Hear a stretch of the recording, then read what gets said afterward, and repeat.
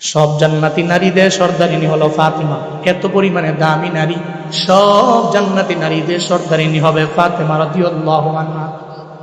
এক ইহুদির কন্যা, ওই কন্যা ফাতেমা রাদিয়াল্লাহু আনহারে বান্ধবী বানানোর জন্য তার দরবারে গেল। যে ফাতেমার দরবারে কয়, ফাতেমা আমি তোমারে বান্ধবী বানাবো। কয় কেমনে সম্ভব? তুমি তো একটা ইহুদির কন্যা, তুমি আমারে বান্ধবী বানাইবা কেমনে? এটা সম্ভব হতে পারে না। কেমনে এটা সম্ভব? ফাতেমা রাদিয়াল্লাহু আনহার দরবারে কয়, তোমার যে আখলাক, তোমার যে চরিত্র, এটা আমারে মুগ্ধ করে ফেললো। তুমি যদি বলো রে, তাহলে আমি তোমারে বান্ধবী বানাইবার চাই। ফাতেমা কয়, ঠিক আছে, তোমারে আমি বান্ধবী বানাইলাম। যখন ইহুদির একমাত্র কন্যা তো বিয়ের বয়স হয়ে গেছে, এখন বিয়ে দিবি। যখন একটা ছেলে দেখতে লাগলো, একটা পাত্র খুঁজে বের করে ফেললো। ওই পাত্র পাওয়ার পরে বিয়ে ঠিক হয়ে যাবে, দিন তারিখও ঠিক হইল। এবার ইহুদির কন্যার তো বান্ধবী হইল ফাতেমা। বান্ধবীর তো দাওয়াত দেওয়া লাগে, বান্ধবীর বিয়েতে দাওয়াত, দৌড়ে চলে গেল। যে ফাতেমার দরবারে কয়, এই ফাতেমা, আমার তো বিয়ে ঠিক করেছে আমার বাবা, আমি তোমারে আমার বিয়ের বাড়িতে আমার বিয়েতে তোমারে দাওয়াত দিয়ে দিলাম। হযরত ফাতেমা বলে, এটা কেমনে সম্ভব? তুমি তো ইহুদি আর আমি হলাম মুসলমান, আবার দুজাহানের বাদশা নবীর কন্যা, এটা কেমনে সম্ভব? আমায় বলো না, আমি তোমার বিয়ে বাড়িতে কেমনে যাব? আমি তোমার বিয়ে বাড়িতে যেতে পারবো না। এটা বলতে দেরি ইহুদির কন্যা কয়, আই ফাতেমা, তুমি এত দামি আখলাকওয়ালা নারী, তোমার মতো বান্ধবী আমার বিয়েতে আসলে বিয়েটা বরকত দিয়ে ভরপুর হয়ে যাবে। আমি এতটুকুই জানি তুমি যাবা, আর যদি তুমি না যাও, তুমি যদি আমার বিয়েতে না যাও, তাইলে বলে দিলাম, তুমি আমার বিয়ের মধ্যে না গেলে আমি তোমার সামনে হয়তো সুইসাইড করে দুনিয়া থেকে বিদায় নিব, আর না হয় আমি বিয়ের পিঁড়ির মধ্যে বসবো না। চিল্লা পড়া যাবে কি মারহাবা। হযরত ফাতেমা অবাক হয়ে গেলেন, আর বলতে লাগলেন, এই ইহুদির কন্যা, সুইসাইড করবা, মারা যাবা, অথবা বিয়ের পিঁড়ির মধ্যে বসবো না। তোমার এই কথা শোনার পরে তো তোমার দাওয়াত কবুল না কইরা পারি না, তুমি তো মইরাই যাবা। যাও যাও, পিড়াপিড়ির কারণে আমি তোমার দাওয়াতটারে গ্রহণ করে নিলাম। ফাতেমা রাদিয়াল্লাহু আনহা দাওয়াতের মধ্যে যাবে, ইহুদি কন্যা বাড়ির মধ্যে দৌড় দিয়া চলে গেল। বাড়ির মধ্যে যাইয়া এবার ইহুদির কন্যাটা বাবার দরবারে বলে, বাবা রে, আমার বিয়ে তো সফল হয়ে যাবে, কারণ আমার বিয়ের মধ্যে আমি দাওয়াত দিলাম দুজাহানের বাদশা নবীর কন্যা মুহাম্মদ রাসূলের কন্যা ফাতেমারে আমি দাওয়াত দিয়ে দিলাম। এটা বলার পরে ইহুদির মাথা গরম হয়ে গেল, আর বলল, কন্যা, তুমি জীবনও কোনোদিন ফাতেমারে আমার বাড়ির মধ্যে আনতে পারো না, কারণ তোমার জানাও নাই আমাদের ধর্ম তাদের ধর্ম এক না, আমাদের ধর্ম তাদের ধর্ম আলাদা।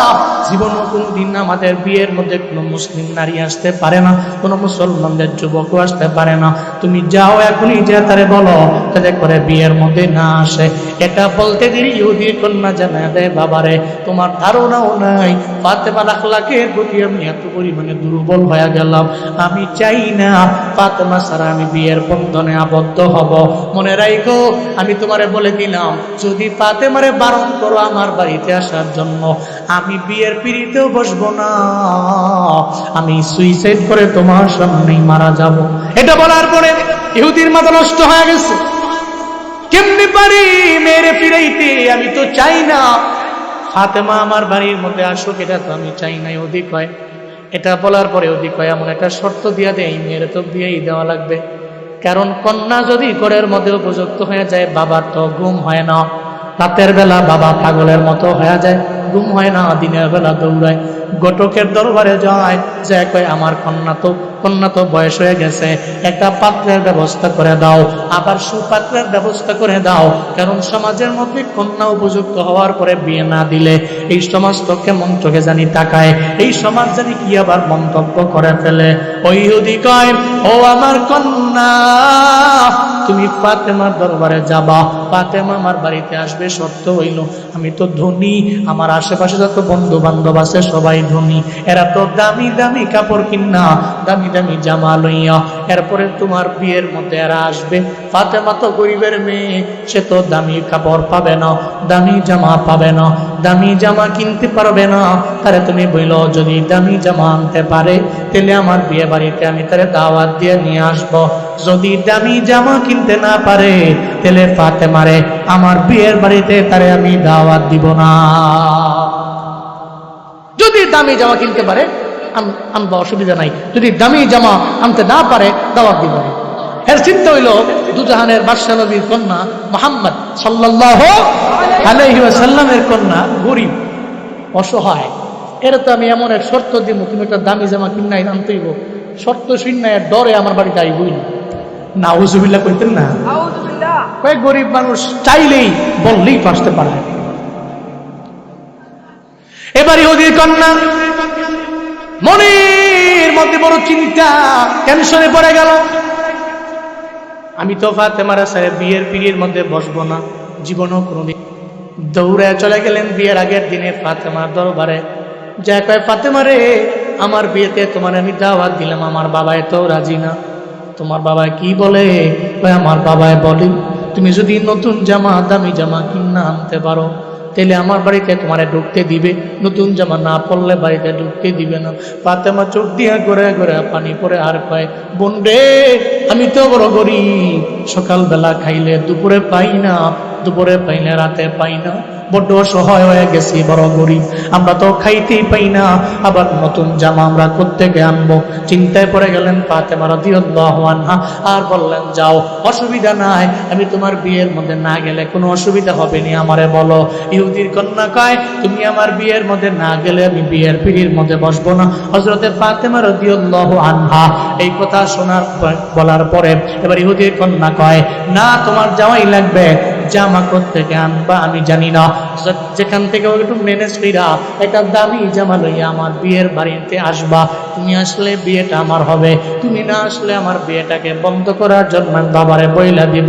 এটা বইলা কথা নামাই না ইহুদির কন্যা যখন বাড়ির দিকে রওনা, এদিকে ফাতেমা চোখের পানি ফেলা কান্না করে আর চিন্তা করে, এই জামার ব্যাপারে আমি কার দরবারে বলবো, আমি কার দরবারে বললে আমার ঘরের মধ্যে জামা আসবে।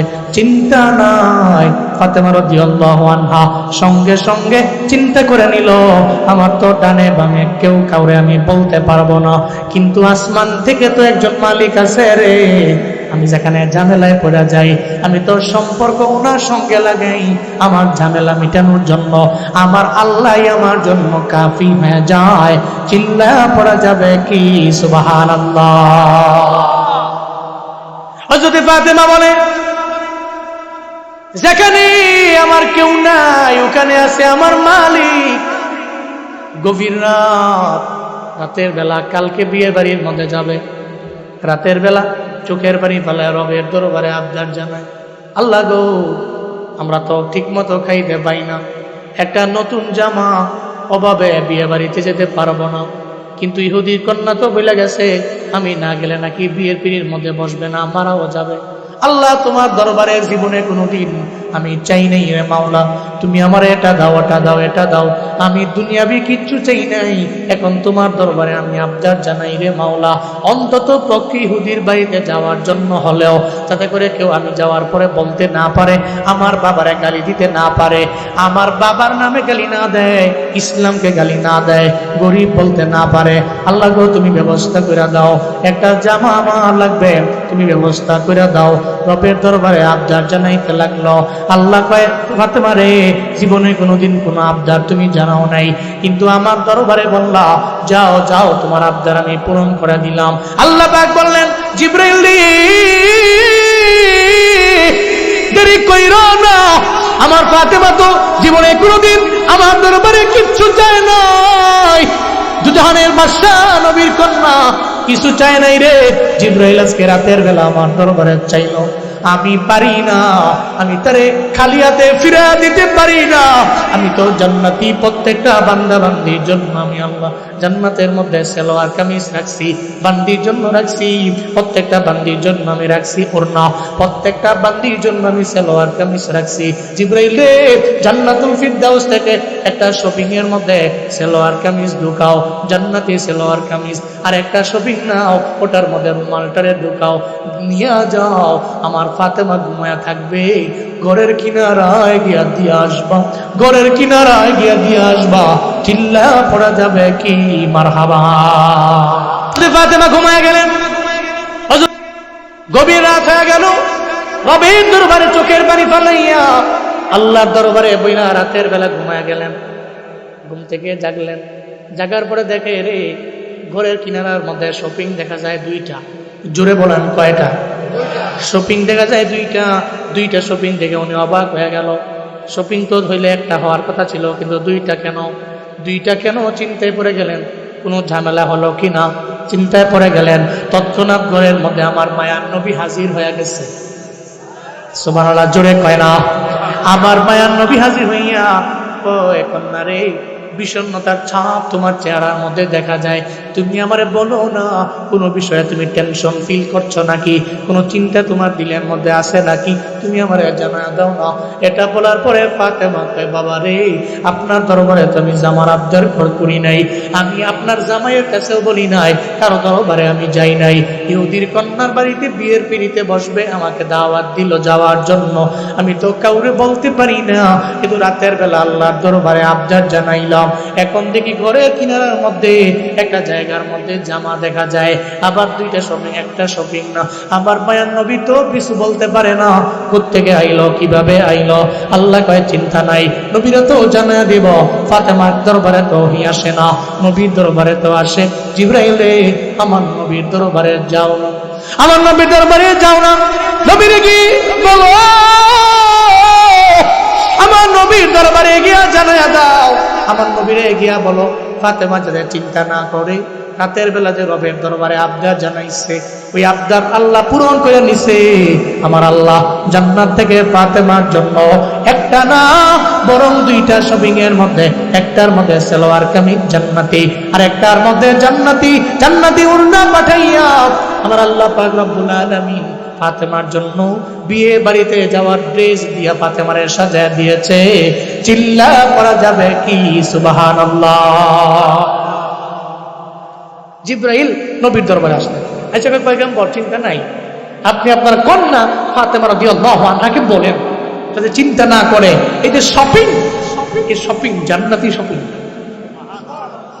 সুবহানাল্লাহ, পকেটে থুন, বাড়ি যে বাবির লোকে কম্বল নিচে কইয়েন। আই হাই করছি কি রে, ইউসুফপুরের লোকেরা কি এত বউ পাগল নাকি যে ভাই যে বউ লোকে কম? অনেকে চিন্তা করছে সুবহানাল্লাহ এমন কইতেন কে রে, গরু গিয়া ঠান্ডা মাথায় একবারে কম্বল গাও দিয়া বউর সামনে কম সুবহানাল্লাহ। ইতোই তো না, জোরে কোন সুবহানাল্লাহ, আরো জোরে আলহামদুলিল্লাহ, আরো জোরে চিল্লা আল্লাহু আকবার। কি গুনাহ হইছে নাকি? কষ্ট পাইছেন নাকি আপনারা? জি। হযরত ফাতেমা রাদিয়াল্লাহু আনহা চিন্তা মুক্ত হলেন। তাহলে বোঝা গেল, কনফার্ম হলাম, এই যে শপিং দেখা যায় এটা জান্নাতি শপিং আল্লাহ পাক আমার জন্য পাঠাইছে। চিন্তা মুক্ত হলেন। উনি পরের দিনে সুন্দর করে ড্রেস পরে, জান্নাতি ড্রেস, এটা পইরা উনি রওনা, জান্নাতি ড্রেস নেয়া উনি রওনা। ইহুদির একমাত্র কন্যার বিয়ে বাড়িতে গিয়ে ফাতেমা রাদিয়াল্লাহু আনহা এই ড্রেস পরে যখন গেছে, প্রথমে যা দেখা করছে বান্ধবীর লগে, ইহুদির কন্যা যে বান্ধবী বানাইছে। ইহুদির কন্যার দরবারে যা যখন দাঁড়ায় কয়, ইহুদির কন্যা, তোমার আবদার আমি পূরণ করলাম, তোমার দরবারে আইলাম। ইহুদির কন্যা দেখা দেখে রে ফাতেমার বডির মধ্যে এমন এক জামা দেখা যায়, যেই জামা পৃথিবীর কোনো মার্কেটের মধ্যে দেখে নাই। এমন এক জামা রে, যেই জামার মধ্যে জান্নাতি ঘ্রাণ পাওয়া যায়, এমন এক ঘ্রাণ পাওয়া যায় যেই ঘ্রাণ তো জমিনের মধ্যে কোথাও পাওয়া যায় না। এমন এক জামা পিরাইছে। ইহুদি কন্যা এসে কয়, ফাতেমা, তুমি তো বললে তোমার জামা নাই, এই জামা তুমি কোত্থেকে পাইলা, তুমি কোত্থেকে বানাইলা, তুমি কোন মার্কেট থেকে এই জামাটা কিনলা? হযরতে ফাতেমা কয়, ও ইহুদির কন্যা, তোমার জানা নাই, জমিনের মধ্যে তোমরা তো জমিনের মধ্যে বয়ফ্রেন্ড বানাও। বয়ফ্রেন্ডে বললে বয়ফ্রেন্ডরা তোমার 14 ফেব্রুয়ারির দিনে বিভিন্ন সময়ে বলার পরে বিভিন্ন সময়ে তোমাদের গিফট নিয়ে আসে।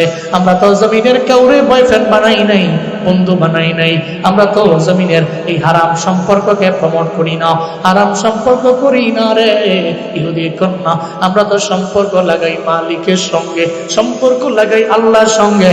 আল্লাহর সাথে আমার সম্পর্কটা এমন, আমি রাতের বেলা বললাম, ও দয়ার আল্লাহ আমি বড় গরিব, বড় অসহায়, আমি তো সকালবেলা আমি জোগাড় করতে পারলো, আমি দুপুর বেলা পারি না, আমি দুপুর বেলা পারলেও রাতের বেলা পারি না। আল্লাহ গো, তুমি আমার জন্য একটা জামার ব্যবস্থা করে দাও। আল্লাহর দরবারে আমি এটা বললাম, আল্লাহ পাক তো আমার দোয়া কবুল করে নিছে। আমি বন্ধু বানাইছি আল্লাহ রে, আমার আল্লাহ জান্নাত থেকে আমার জন্য একটা জামার ব্যবস্থা করে দিছে। এটা বলার পরে তো ইহুদির কন্যা মনে মনে কয়, জান্নাত আবার কি জিনিস? ও তো মুসলিম না, জান্নাত সম্পর্কে ওর কোনো ধারণাও নাই, কিন্তু ফাতেমারে বড় পছন্দ করে, ভালোবাসে। এখন ও চিন্তা করে, আমার গায়ের মধ্যে যেই জামা, এই জামার চাইতে ওই জামা তো ফাতেমার গায়ের মধ্যে, দৌড়ে চলে না, চিল্লায়া পড়া যাবে কি সুবহানাল্লাহ, আরো জোরে আল্লাহু আকবার। ওই জামা ছাড়া বিয়ে বাড়িতে বসবো না। ইহুদি তো মাথা নষ্ট, কোত্থেকে হঠাৎ করে এই জামা আমি আনবো, চিন্তায় পড়ে গেলেন। ওদিক দিয়ে বিয়ে বাড়িতে তো বহু মহিলা আসে না, বিয়ে বাড়িতে ইহুদির কন্যার আত্মীয় স্বজনদের মধ্যে বহুত মহিলা, ডানে বামে সামনে পেছনে বহুত মহিলা তো হাজির হয়ে গেছে। সবাই দেখতেছে বিয়ে বাড়িতে খালি ঘ্রাণ আর ঘ্রাণ, একজনে আরেকজনের যে সুখে, তুমি কি আতর দিয়েছো, তুমি কি পারফিউম দিয়েছো, আর বেরিয়ে থেকে খুঁজার লিগে ভিডিও হই। বিয়ে বাড়িতে গিয়ে কে কোন শাড়ি পরছে, কে কোন জামা পরছে, কে কেমনে ওড়নাটা দিছে, কোথেকে কিনলো, গরিপুরের বাজারের কোন মার্কেটের কোন দোকানটাতে, দোকানদারের নাম্বারটা আসেনি, সব শিখে এলায়। কথা বলেন ঠিক কিনা বলেন, কমন পড়ছে নি? হ্যাঁ, এটা করে আবার বিয়ে বাড়ি গেলে অন্তত পক্ষে কে কোন জামাটা পড়লো, কি আমার থেকে দামি করে নিলে ভাই, যে আমি তো হকিনি, তোমার লোকে বিয়ে বইয়া আমার সব শেষ। পাশে বাড়ির ভাই বালা ভাবির জন্য কি দামি দামি ডিস আনছে, এবিডি ফইরা বিয়ে বাড়িতে কি সুন্দর আল্লাহ দিলে, আমি কি ফিরে গেছি মনে ফকিরনি আমি। এবারে মনে মনে কয়, তোমার কেমনে বুঝান, মনে মনে চিন্তা ভাবনা করে, অথচ হেভিডির ড্রেসের দাম 1800 টাকা, হেভিডির ড্রেসের দাম 3500 টাকা। বুঝছে না তো, মাইতেও তো লাভ নাই, একটু তেরা টাইপের তো মারামারি করেন না। আছে নাকি মারামারি, স্বামী স্ত্রী মারামারি, কাটাকাটি, ঘরের মধ্যে একটা ঝগড়াঝাড়ি, ফোলাইন্ডি মানুষের মতো মানুষ কেমন হইব, হারা জেন্দিগি লাগাই দেয়, খালি বায়া মায়ের খালি কাজই করে, এরকম ঘর আছে না নাই? আল্লাহ আমাদের দাম্পত্য জীবন সুখ দিয়ে ভরপুর করে দেন, সকলে পড়ে না আমিন। মহিলাদের অভ্যাসটা আছে, তো মহিলারা বিয়ে বাড়িতে করতেছে, কি রে ঘ্রাণটা কোথেকে পাইতেছে, কোথেকে আনছে এতটা, পারফিউমটা কোথেকে আনছে, সবাই খুঁজতে খুঁজতে যায়, দেখে হযরতে ফাতেমা রাদিয়াল্লাহু তাআলা আনহার গায়ের মধ্যে যে জামা, এই জামাতে সেই ঘ্রাণ পাওয়া যায়। আল্লাহু আকবার। গেছে যা কয়, ফাতেমারে তোমার গায়ের মধ্যে যে ডিসাব আছে, কোত্থেকে আনছো, কোন ঘ্রাণ তুমি লাগাইছো? হযরতে ফাতেমা মজা করে বলে, কিরে ধনির বিবিরা, আমি তো গরিবের মাইয়া, তবে আমি এমন এক জামা পরাইছি রে, ওই জামা আমি এমন মার্কেট থেকে নিছি, যে মার্কেটের ধারে কাছেও তোমরা জীবনে কোনোদিন যাইতে পারবা না। মহিলা তো রাগী হয়ে গেছে, কত বড় সাহস, গরিবের মাইয়া আমারে কয়, আমগুরে কয় আমরা তো ধনী, এই মার্কেটের ধারে কাছেও যেতে পারবো না, কি কয় না কয়, বুঝলেন নাই? মহিলাকে সামনে, এক মহিলার সামনে যদি আরেক মহিলা এমনি কয়, যদি কাফা এটা করতে কিনছে, আর যদি রিপ্লে করে, এই জামা এমন জায়গাতে কিনছি, তোমার 14 গোষ্ঠী এই মার্কেটে যাইতে আবার, এবিডি ফরে যে জামাইরে কইব, কয়জনে জমি বেচালাও, 2 ঘন্টা বেচালো তুমি, এরপর আমার লেগে জামা এনে দাও, এবিডির লোকে জামাটা পরে গিয়ে একটা মুসলমান ধর্ম এমনি, ঠিক কিনা বলেন? ফাতেমা রাদিয়াল্লাহু আনহা মজা করে বলতে লাগলেন, এমন এক জামা আমি আনছি, এমন বাজার থেকে আনছি, যে বাজারের ধারে কাছেও, যে মার্কেটের ধারে কাছেও তোমরা জীবনে কোনোদিন যেতে পারবে না। অবাক, এরা তো পুরো অবাক। বলতে লাগলেন, ফাতেমা রে কোত্থেকে আনছো আমায় বলো না, আমরা তো ধনীরে, টাকা আছে, অ্যামাউন্ট আছে, সব আছে, বলো না কোত্থেকে আনছো, আমাদের জানাই দাও। এটা বলার পরে ফাতেমা রাদিয়াল্লাহু আনহা কয়, যেহেতু জানবাড়ি চাও, তাহলে শুনে নাও, আমি এমন এক জায়গা থেকে আনছি রে, ওই বাগানের, ওই মার্কেটের নাম হইল জান্নাত। সুবহানাল্লাহ, জোরে কয় না? ওই বাগানের নাম হলো জান্নাত, ওই মার্কেটের নাম হলো জান্নাত। জান্নাত নামক মার্কেট থেকে এটা আনছি। এরপরে মহিলারা কয়, জীবনে কতদিন কত বাজারের মধ্যে গেলাম, কত মার্কেটের মধ্যে গেলাম, কিন্তু এমন এমন জান্নাত নামক মার্কেট তো কোথাও পাই নাই, কোথাও খুঁজে পাই নাই। এই বলো না, ওই জান্নাতের কোন দোকান থেকে তুমি আনছো? ওই মার্কেটের মধ্যে দোকানের নামটা দেখি কমন পড়ে কিনা। সঙ্গে সঙ্গে ফাতেমা রাদিয়াল্লাহু আনহা জানায়া দিল, আমি জান্নাত নামক মার্কেট থেকে কিনছি, আর এই মার্কেটের দোকানের নাম হলো জান্নাতুল ফিরদাউস। এরপরে বলতে লাগলো, বুঝতে পারলাম জান্নাত নামক মার্কেটের জান্নাতুল ফিরদাউস নামক দোকান থেকে তুমি তোমার জামাটা কিনা আনছো রে ফাতিমা। এখন তুমি আমাদের বলো, আমরা তো সবাই মিলে যাইবার চাই ওই মার্কেটের মধ্যে, ওই মার্কেট থেকে জামাটা কিনবার চাই। যদি কিনবার চাও তাহলে লাগবে সিরাতুল মুস্তাকিমের পথ, সহজ সরল সঠিক পথ। এই পথে যদি উঠা যাও, এই পথে যদি আইসা পড়তে পারো, এটা এমন পথ রে, এই পথের ডেস্টিনেশন হলো জান্নাত নামক মার্কেট। আর এই পথের ডেস্টিনেশন হলো জান্নাত নামক মার্কেটের জান্নাতুল ফিরদাউসের দোকান। চিল্লা পড়া যাবে কি মারহাবা। তোমাদের পথ জানা দিলাম, সিরাতাল মুস্তাকিমের পথ। এরপরে তোমাদের জানা দিলাম জান্নাতুল ফিরদাউস নামক দোকান এবং জান্নাত নামক মার্কেট, তাও জানাই না। এখন ওই মহিলারা বড় অবাক হয়ে গেল, জীবনও কোনোদিন এই রাস্তার নাম শুনি নাই, জীবনও কোনোদিন এই মার্কেটের নামও শুনি নাই। আবার এই মার্কেটের যে দোকান, ওই দোকানের নামও শুনি নাই। আমরা তো ওই পথে যাইবার চাই, ওই পথে যাইবার চাই, ওই পথ দিয়ে আমরা জান্নাত নামক মার্কেটে যাব। এটা বলার পর হযরত ফাতেমা এবার জানায়া দেয়, আই শুনে নাও, তোমরা যদি যাইবারই চাও সিরাতুল মুস্তাকিমের পথে, তাহলে তো এই পথে ঢোকার জন্য একটা এনআইডি কার্ড লাগবে। জোরে বলেন, কি লাগবে? এনআইডি কার্ড লাগবে। তুমি যদি এটিএম বুক থেকে টাকা তুলতে চাও, কার্ড আসেনি, কয় নাই, ধমক দিয়ে তারা দিবে। এটিএম বুথের আশেপাশের লোকেরা বলবে যে তোমার কার্ড নাই, এটা তুলতে করছে, কার্ড লাগবে। কার্ড ছাড়া তো টাকা তোলা যায় না, এনআইডি কার্ড ছাড়া তো দেশের নাগরিক হওয়া যায় না। এনআইডি কার্ড লাগবে রে। আর ওই কার্ডের নাম কি জানোনি? ওই কার্ডের নাম হলো ইসলাম। চিল্লা পড়ে মারহাবা। ইসলাম হলো ওই এনআইডি কার্ড। এবার কয়, ইসলাম নামক ওই এনআইডি কার্ড আমরা কিভাবে পাবো? এনআইডি কার্ডের মধ্যে পিন নাম্বার আছে, একটা পিন নাম্বার আছে, এনআইডি কার্ড নাম্বার আছে, একটা এটিএম কার্ডের পিন নাম্বার আছে। কার্ড নিয়ে গেলাম, কার্ডের পিন নাম্বার জানা নাই, ধমক দিয়া চর দিয়া বাগায়া দিব, বলবো তুমি প্রতারক, তুমি ভুয়া, কারণ তুমি কার্ডটা চুরি করে আনছো, পিন নাম্বার তো তোমার জানা নাই। এই কারণে ওই এটিএম কার্ডের কোনো দাম নাই। আপনার কাছে কার্ড আছে 6টা, কিন্তু পিন নাম্বার জানেন না, কার্ডের কোনো দাম নাই। এনআইডি কার্ড আছে, এনআইডি কার্ডের নাম্বারটা নাই, কার্ডের কোনো দাম নাই। মনে রাখবেন রে বাপ, এর মানে বোঝা যায় এনআইডি কার্ড লাগবে, এর সঙ্গে কার্ডের নাম্বারও লাগবে। এটিএম কার্ড লাগবে, এটিএম কার্ডের সঙ্গে নাম্বারও লাগবে। হযরতে ফাতেমা জানা দেয়, এই মহিলারা শুনে নাও, তোমরা যদি এনআইডি কার্ডটা, ইসলাম নামক এনআইডি কার্ড যদি চাও, তাহলে এর মধ্যে তো নাম্বারও আছে, নাম্বারও লাগবে। ওই নাম্বার কি জানোনি? ওই নাম্বারের নাম হলো কালিমা। জোরে বলেন, লা ইলাহা ইল্লাল্লাহু মুহাম্মাদুর রাসূলুল্লাহ সাল্লাল্লাহু আলাইহি ওয়াসাল্লাম। এটা হলো এটিএম কার্ডের পিন নাম্বার, এনআইডি কার্ডের নাম্বার। সুবহানাল্লাহ, জোরে কইতেন না? মহিলারা খালি অবাক হইতাছে, কি কইতাছে এটি।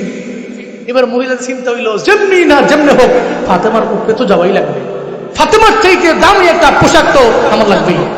কারণ মহিলাকে ভিতরে রাগ, বুঝেন না, ওই যে একটু যে কইলাম 2 গুণ জমি বেচালাম, এরপর কিনো।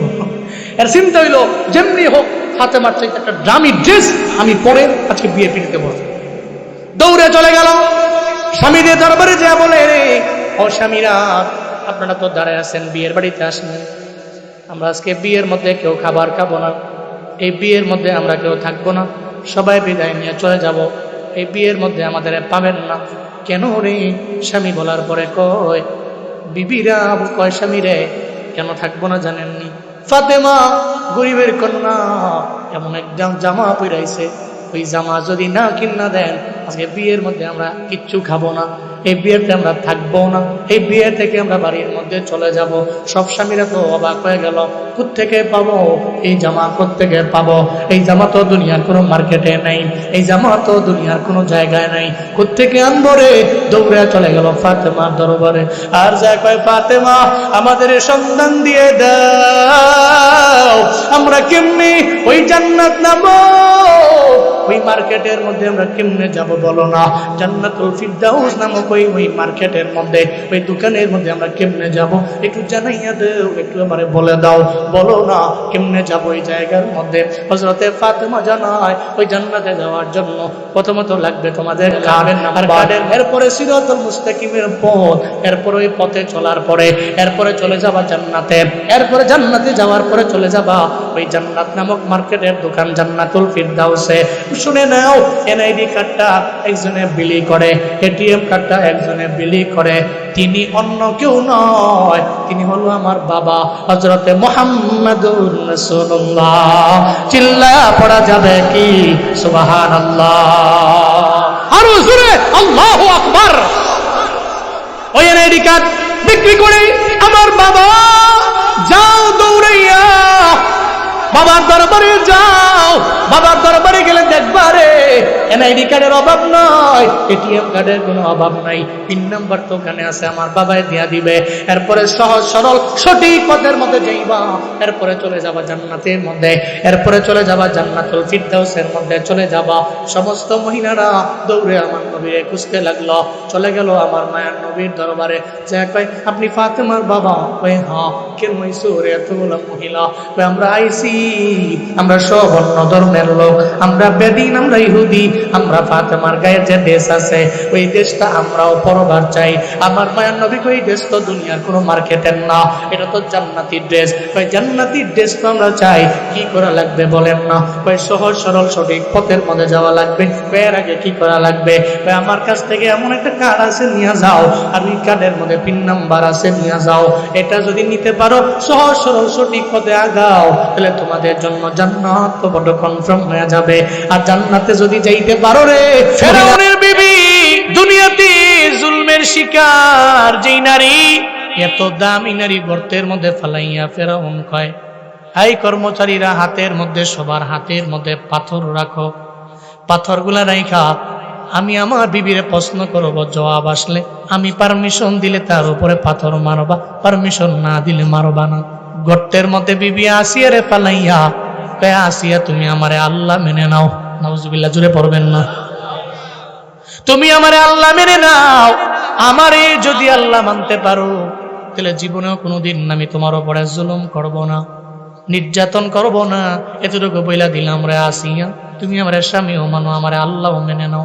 এই কথা বলার পরে বিবি আসিয়া জানায় দেয় ফেরাউন, আপনি আমার স্বামী, স্বামী হিসাবে সম্মান যা করার করতে পারি, শ্রদ্ধা যা জানানোর আমি আপনাকে জানাইতে পারি। সাবধান, জীবনেও কোনোদিন আমি আল্লাহরে মানতে পারি না, আমি আপনাকে আল্লাহ মানতে পারি না। আমার আল্লাহরে আমি মানলাম, আল্লাহর জন্য আমার জীবন চলে গেলে যাবে, এরপরেও ইমানের লাইন থেকে দূরীভূত হব না। চিল্লায় পড়া যাবে কি মারহাবা? বিবি আসিয়া বলে, ও ফেরাউন, আমায় যত মারো, যতই কাটো, ইমানের লাইন থেকে আমারে দূরে সরাইতে পারবা না। আমারে মারতে পারো, আমি আল্লাহরে আল্লাহ মানছি, তোমারে জীবনে কোনোদিন আল্লাহ মানতে পারি না। এই কথা বলার সঙ্গে সঙ্গে ফেরাউন রাগান্বিত হয়ে গেল। ফেরাউনের সঙ্গে যত কর্মচারী ছিল, এই কর্মচারীরা হাতের মধ্যে পাথর আছে, পারমিশন দিয়া দিলাম, অনুমতি দিলাম রে, মার মার না আসিয়ারে মার। আসিয়ার উপরে গর্তের মধ্যে যখন পাথর মারতে লাগলো, বিবি আসিয়া পাথরের আঘাতে একটা পর্যায়ে ওনার বডি রক্তে রঞ্জিত হয়ে গেল। ওই গর্তের মধ্যে গর্তটাও লাল হয়ে গেল ওনার রক্তে। বিবি আসিয়া চোখের পানি ফালাইয়া আমার আল্লাহরে ডাকে, ও আমার আল্লাহ, আমার কেউ নাই, তুমি ছাড়া আমার কেউ নাই, তুমি ছাড়া আমার সাহায্যকারী কেউ নাই, তুমি ছাড়া আমার মাবুদ কেউ নাই, তুমি ছাড়া আমার ইবাদত কেউ পায় না, তোমার কুদরতি পায়ের মধ্যে হয় আমার সিজদা। আমি জীবনেও কোনোদিন ফেরাউনের স্বামী মানতে পারি, আল্লাহ মানতে পারি না। ফেরাউন আমারে মারে, আমারে কাটে, যতই মারুক যতই কাটুক, এরপরও আমি তারে আমার রব মানতে পারি না, আমার ইলা মানতে পারি না। ও দয়ার মালিক, হায় আল্লাহ, তুমি ছাড়া আমার সাহায্যকারী কেউ নাই। বিবি আসিয়া কয়, ও আমার আল্লাহ, এই বিপদেও আমি তোমারে ভুলি নাই।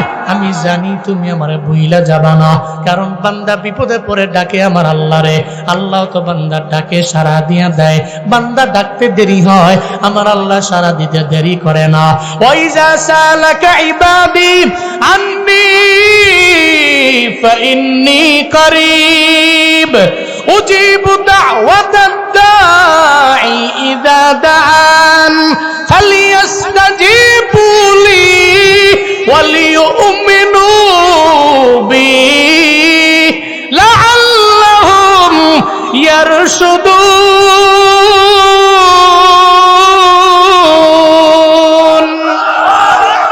আল্লাহ পাক বলেন, এই পয়গম্বর, যখন আমার বান্দারা আমার ব্যাপারে জিজ্ঞেস করবে আমি আল্লাহ কই, আমি আল্লাহ কই, এদের বলে দেন উজিবু দাওয়াতাদ দাঈ ইযা দাআন। ডাকনেওয়ালা বান্দা যখন আমি আল্লাহরে ডাক দেয়, আমি আল্লাহকে ডাকতে দেরি হয়ে যাবে, আমি আল্লাহ তার ডাকে সাড়া দিতে দেরি করব না। ও পয়গম্বর, এবার বিবি আসিয়া সঙ্গে সঙ্গে বলল, আল্লাহ, আমার তো কেউ নাই, তুমি ছাড়া রে আমার আল্লাহ।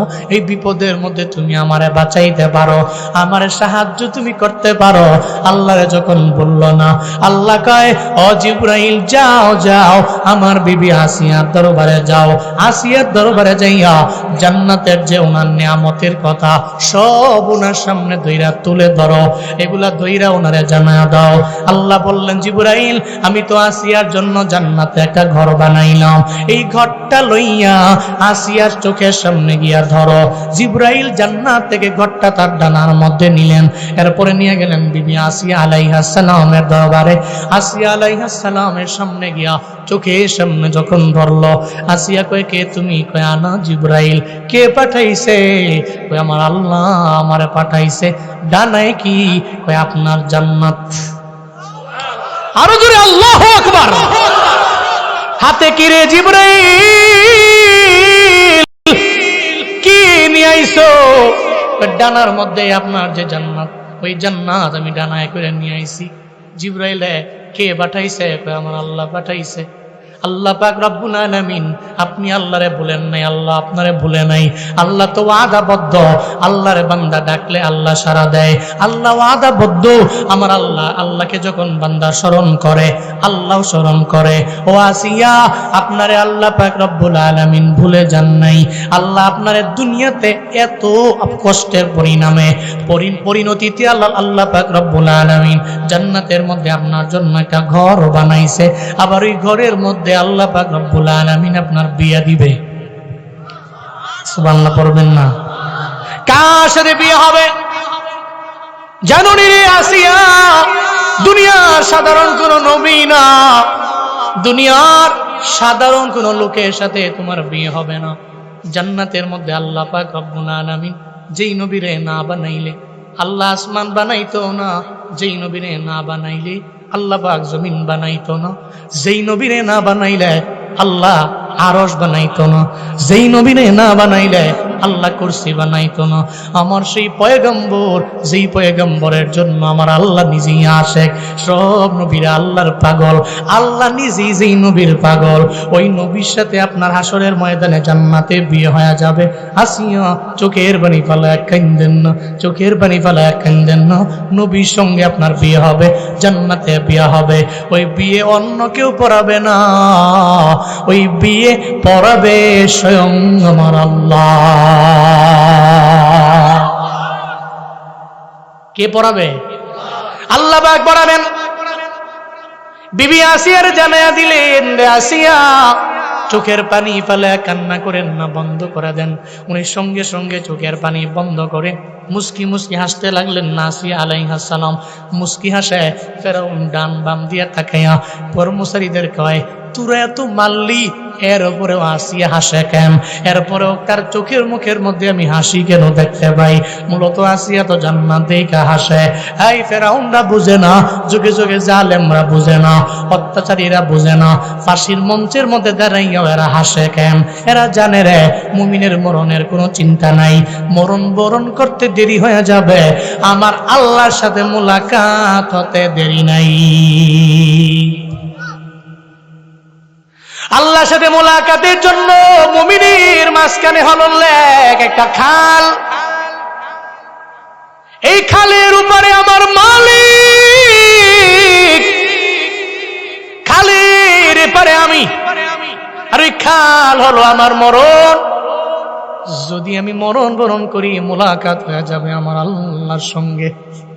এই জন্য মুমিনেরা মরণে ডরায় না, মরণের চিন্তা এরা করে না, মৌতের চিন্তা করে না। আমার মায়ার নবী ইন্তেকালের আগে আমার নবী বলে, আয়েশা আবার হাতের মধ্যে আমার মেসওয়াক দেও, আমি একটু মেসওয়াক করব। ইন্তেকালের আগে আমার নবী মেসওয়াক করলেন আর বললেন, আয়েশা আমার আবু বকরের খবর দেও, আমার আবু বকরের সাথে আমার কিছু কথারও বাকি আছে। মেসওয়াক করে নবীজি বললেন, আয়েশা রে আবু বকরের ডাকো না। হযরতে আবু বকর রাদিয়াল্লাহু আনহু আসলেন। আয়েশা দেখে আমার নবীর কপাল মোবারক ঘর্মাক্ত অবস্থা। আমার নবীর কপালের মধ্যে আবু বকর রাদিয়াল্লাহু আনহু একটা চুমু দিলেন। নবী গো, কেন আমারে ডাকলেন নবী? আপনি কি বসতেও পারেন না, দাঁড়াইতেও পারেন না? নবী কয়, আবু বকর রে, মনে হয় দুনিয়ার মধ্যে আমি আর বাঁচব না, বিদায় দিয়া তোমাদের বিদায় নিয়ে চলে যাব, আমার ইন্তেকাল হয়ে যাবে।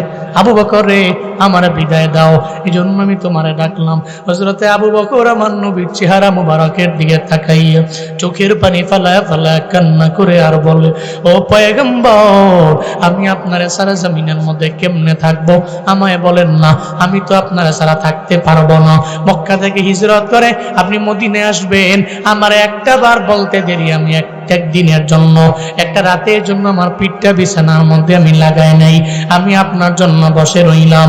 আমি আপনার হিজরতের সাথী। আবার মেরাজ থেকে আপনি আল্লাহর সাথে মুলাকাতের পরে যখন আপনি আমার দরবারে আয়েশা বর্ণনা করলেন মেরাজের কথা, আমি তো আপনার কথা শোনার পরে সঙ্গে সঙ্গে আমি বললাম, আমার নবী জীবনেও কোনোদিন মিথ্যা বলতে পারে না। আপনি আমার সিদ্দিক উপাধি দিয়ে দিলেন, আমার লকব হয়ে গেল সিদ্দিক। ও পয়গম্বর, আপনি বিদায় নিয়ে চলে গেলে আমি কেমনে থাকবো?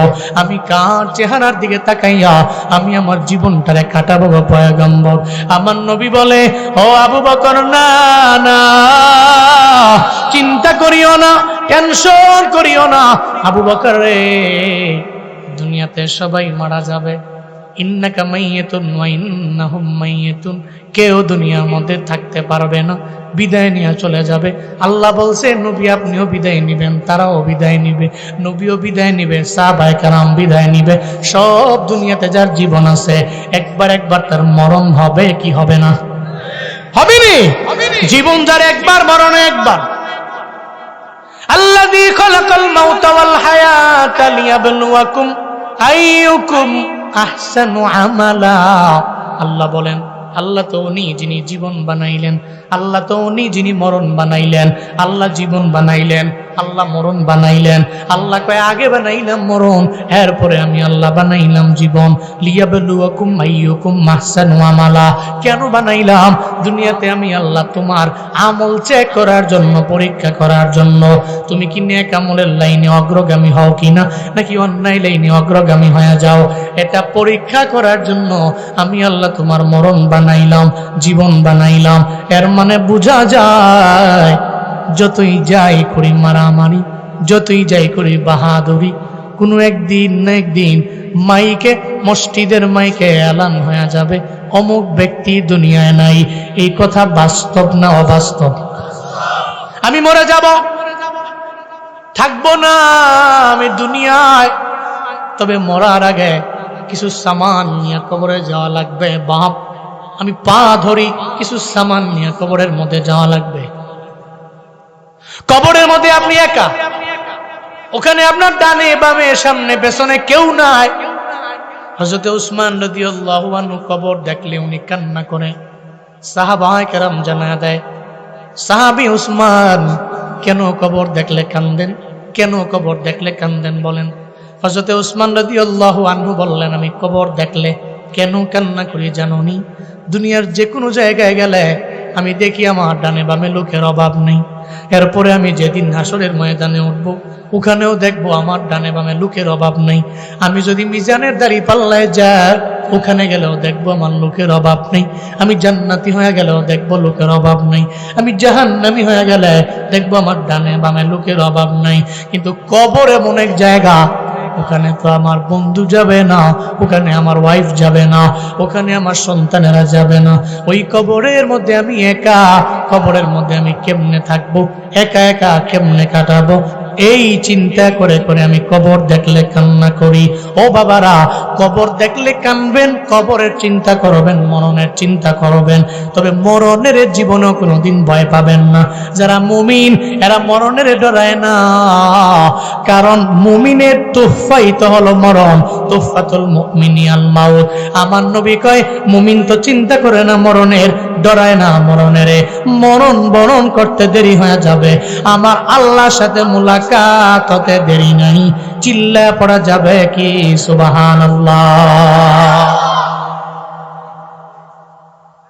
আল্লাহর সাথে হবে মুলাকাত, আমার মরণ বরণ করতে দেরি, আল্লাহর সাথে হবে আমার মুলাকাত। এজন্য আমি মরণের চিন্তা করি না। আবু বকর রে, তুমিও মরণের চিন্তা করো না। আবু বকর আমার সাহাবায়ে কেরাম সহ আমার নবীরে বললেন, নবী আমরা মারা যাব, তবে কোন দিন মারা যাব আমাদের জানা নেই, কোন সময় মারা যাব জানি না। বলেন না রে নবীজি, কেমনে বুঝবো? কয়, মুমিন যদি হও 40 দিন আগে থেকেই বুঝতে পারবা, তুমি থাকবা না। মায়ার নবী বললেন, আজরাইল রে, দুনিয়াতে কত মানুষের রূহ তুমি কবজ করার জন্য যাও, বলো না কোন মানুষের দরবারে কোন সময়ে যাইবা, কেমনে তুমি মনে রাখো? আজরাইল কে, নবীজি আমি মনে রাখি কেমনে? আরশে মুআল্লার মধ্যে একটা গাছ আছে, ওই গাছের মধ্যে প্রত্যেকটা মানুষের নামে একটা পাতা আছে। জুনায়েদ আল হাবিবের নামে একটা পাতা, এখানে স্টেজ যারা বসে আছে প্রত্যেকটা মানুষের নামে এক একটা পাতা, আপনারা সামনে যারা বসে আছেন প্রত্যেকের নামে নামে একটা পাতা আছে। ওই পাতার ভিতরে কি লেখা আছে? 1 নম্বরে আপনার পূর্ণ নাম, আপনার নামটা কি লেখা আছে? শুধু পূর্ণ নাম নয়, এরপরে লেখা আছে আপনার পূর্ণ ঠিকানা, আপনার বাড়ি কই। আপনার বাড়ি তিতাসে, সোনাকান্দায়, কুমিল্লা জেলায়। এই সব ওই পাতার মধ্যে লেখা আছে। মানুষটা মারা যাওয়ার 40 দিন আগে ওই পাতাটা হলুদ কালার হয়ে যায়। চিল্লে বলেন কোন কালার? হলুদ কালার হয়ে যায়। আজরাইল কে, নবীজি এই হলুদ কালার পাতা দেখা আমি বুঝতে পারি মানুষটা মারা যাবে। তখন আমি মানুষটা যদি মুমিন হয়, আমি তার দরবারে গিয়ে স্মরণ করে দিই, বাঁচবি না। এই কারণে দেখবেন আপনার বাবায় মারা গেল, দাদায় মারা গেল, বড় আব্বায় মারা গেল, ইন্তেকালের আগে আপনার বাবায় দাঁড়ে দাঁড়ে ঘুরে সবার কাছে যায়, প্রতিবেশীরা, আরে আমারে মাফ করে দিও, জীবনে কত অন্যায় করেছি, কথা বলেছি, যা বলেছি আমারে মাফ করে দিও। উনি বুঝতে পারে যে উনি মারা যাবে, কারণ ওনার গাছের নামের যে পাতাটা, ওই পাতাটা ওই আলু কালার হয়ে যাবে।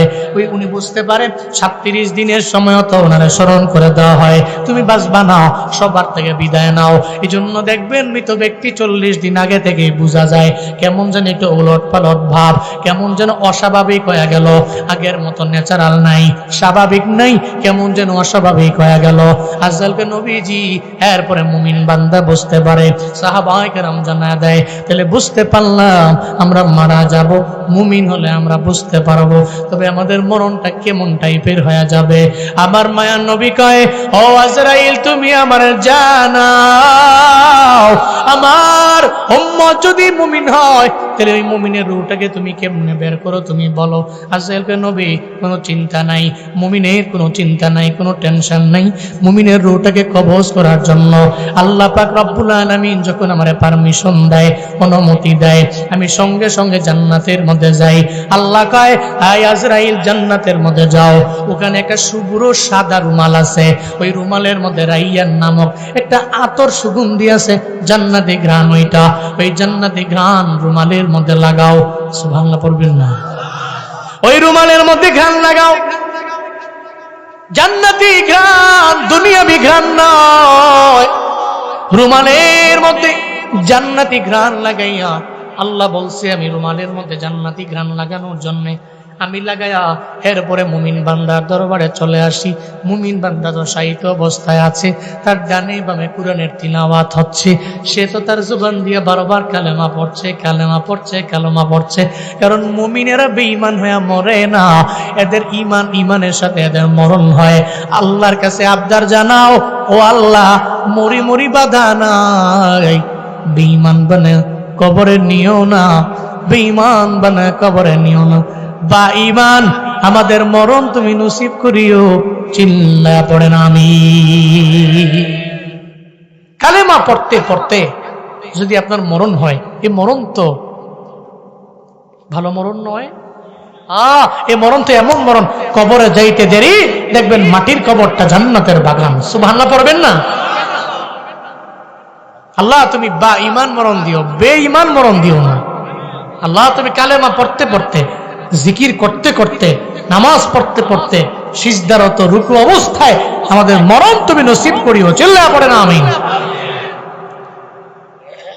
মালাকুল মউত বলে আল্লাহ পাক শুভ্র রুমালটাতে রাইয়ান নামক ঘ্রাণ লাগানোর জন্য আমাকে বলে আমি নিয়ে চলে আসি। সে শায়িত, তার ডান বাম থেকে তিলাওয়াতের আওয়াজ, তো তার নাকের মধ্যে গিয়ে এই শুভ্র রুমালটা ধরা হয়। সাদা রুমালটা আজরাইলকে তার নাকের সামনে ধরে। আচ্ছা বলেন তো, মাঝে মাঝে মসজিদ থেকে বের হলে, গ্রামে যদিও পাওয়া যায় কম, যারা শহরে থাকেন, শহরের প্রত্যেকটা বড় বড় জামে মসজিদ থেকে বের হলেই আতরের দোকান আছে না, ভ্যান গাড়ির মধ্যে আতর বিক্রি করে। তো মসজিদ থেকে বের হয়েই মোটামুটি মনটাও শান্তি, কারণ নামাজ মন তো শান্ত হয়, সুকুন এবং রহমত প্রাপ্ত হয় মন। যতক্ষণ আপনি যদি মুমিন হন, আপনার নামাজ যদি ছুটে যায় অথবা জামাজ ছুটে গেল, আপনি পাগলের মতো হয়ে যাবেন। যতক্ষণ নামাজ না পড়বেন মনে হয় যেন আপনার ঘুম আসে না, এমন হবে।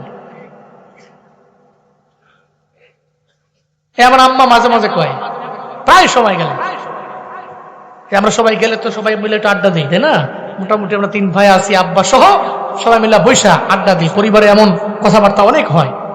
তো বলতে বলতে অনেক সময় এশার নামাজটা আম্মা পড়তে পারেন না, কই আমি তো এই তোদের জন্য রান্না বান্না করতে করতে দেরি হয়ে গেছে, এখনো পড়তে পারিনি।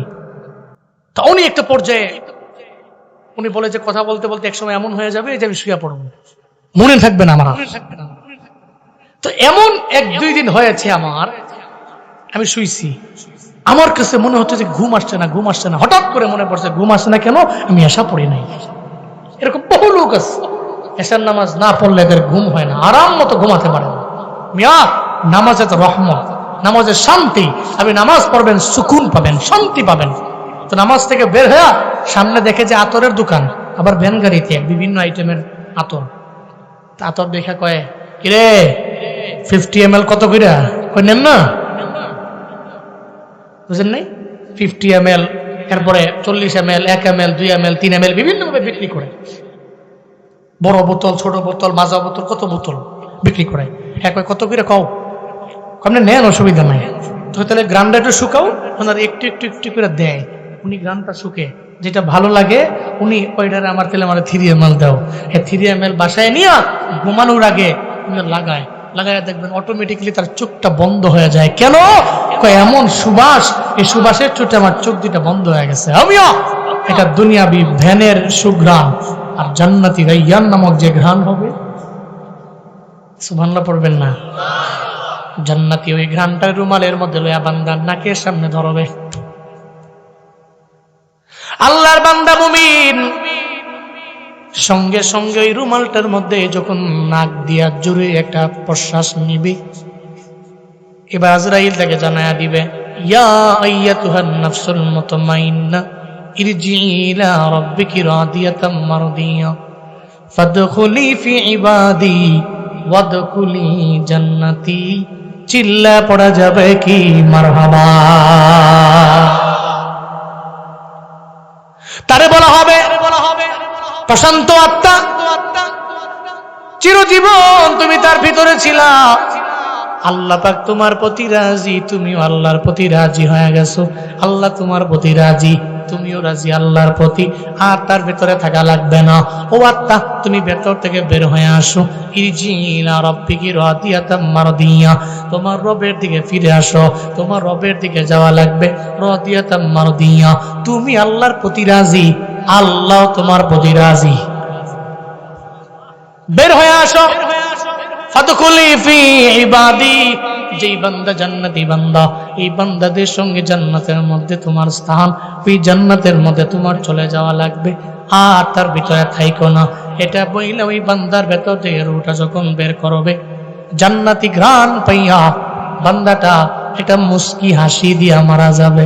এজন্যই তো সমাজে দেখবেন আপনার বাবাই মারা গেল, আপনার দাদাই মারা গেল, আপনার মা বাবার দাদার মরণের সময় এরা মুস্কি হাসি দিয়ে মারা গেল। এই মুমিনেরা মুস্কি হাসি দিয়েই তো মইরা যায়। এরা মুস্কি হাসি কেন দেয়? কারণ হলো আজরাইলাদের সামনে ওই যে রুমালটা ধরে, আর রুমালের মধ্যে জান্নাতি ঘ্রাণ। এরা চিন্তা করে এটা দুনিয়াবি কোনো আতরের ঘ্রাণ না, দুনিয়ার ভ্যান গাড়ির আতর না, এটা দুনিয়াবি কোনো সুগন্ধি না, এটা জান্নাতি ঘ্রাণ। এটা যখন শোকে সঙ্গে সঙ্গে একটা হাসি দেয়, আর এই হাসি দিয়েই বান্দা রুটা বের হয়ে যায়। চিল্লায় পড়া যাবে কি সুবহানাল্লাহ। মুমিনের মরণটা এমনই হয়। এজন্য মুমিনের মরণে চিন্তা নাই, টেনশন নাই। ফেরাউন তো বুঝে না বিবি আসিয়া কেন মুস্কি মুস্কি হাসে, ফেরাউনের তো জানা নাই, ফেরাউনের ধারণাও নাই কেন মুস্কি মুস্কি হাসে। কর্মচারীদের বলে তোমরা আবারও মারো। একটা পর্যায়ে ওনার মাথা বরাবর একটা পাথর মারা হলো, উনি দুনিয়া থেকে বিদায় নিয়ে চলে গেলেন। আল্লাহর তো ওয়াদা, জান্নাতের মধ্যে বিবি আসিয়া আলাইহিস সালামের সঙ্গে আমার নবীর সঙ্গে বিবাহ হবে, নবীর সঙ্গে বিবাহ হবে। এটা আমার আল্লাহর ওয়াদা।